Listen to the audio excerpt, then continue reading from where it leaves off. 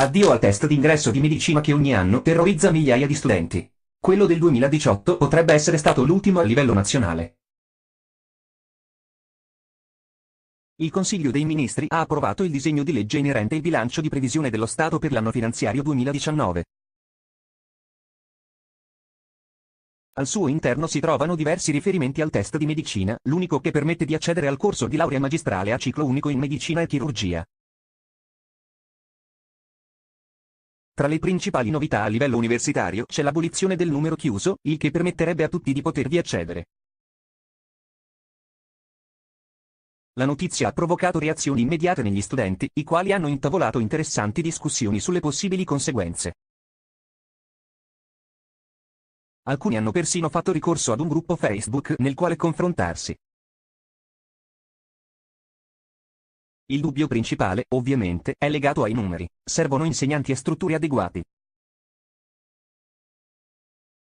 I mezzi messi attualmente a disposizione dalle università non sarebbero sufficienti a rispondere alle domande. I contro sono quindi più numerosi dei pro.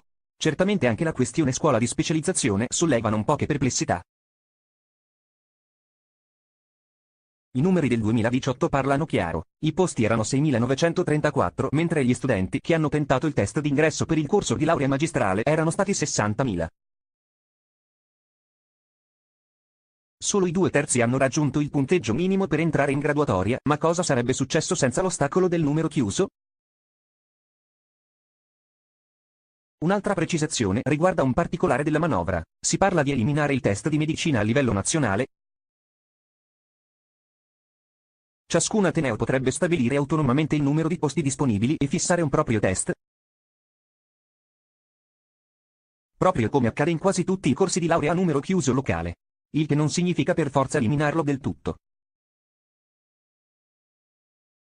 Il passaggio da scala nazionale a scala locale potrebbe essere la risposta al problema. Ciò che è certo è che ogni anno il test di medicina raccoglie polemiche, stress e accuse di irregolarità. Crisi delle università italiane in occasione della sessione autunnale 2017 è stato proclamato uno sciopero generale in tutta Italia. Qualche modifica, quindi, è certamente auspicabile.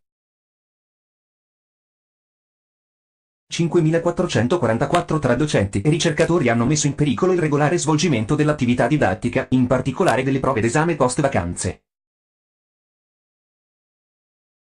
Dopo 5 anni di blocco sugli scatti salariali, hanno deciso di prendere in mano la situazione e di far saltare il primo appello. Il malcontento generale si è diffuso tra docenti e non. Tutta colpa del blocco degli stipendi emanato dal governo Berlusconi negli anni 2011-2014. L'intenzione era quella di bloccare gli scatti di 3 milioni e mezzo di persone, mentre per le altre categorie statali lo stipendio maturava gli scatti salariali, per i professori universitari tutto era stato immobile per oltre 5 anni.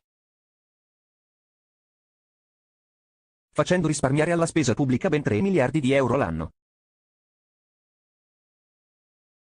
Per ricevere gli scatti maturati e l'adeguamento dello stipendio, i docenti hanno organizzato una protesta nata sul web grazie a il Movimento per la dignità della docenza universitaria, un'unione spontanea e promotrice dello sciopero. Il tutto ha causato lo slittamento della sessione autunnale che va dal 28 agosto al 31 settembre.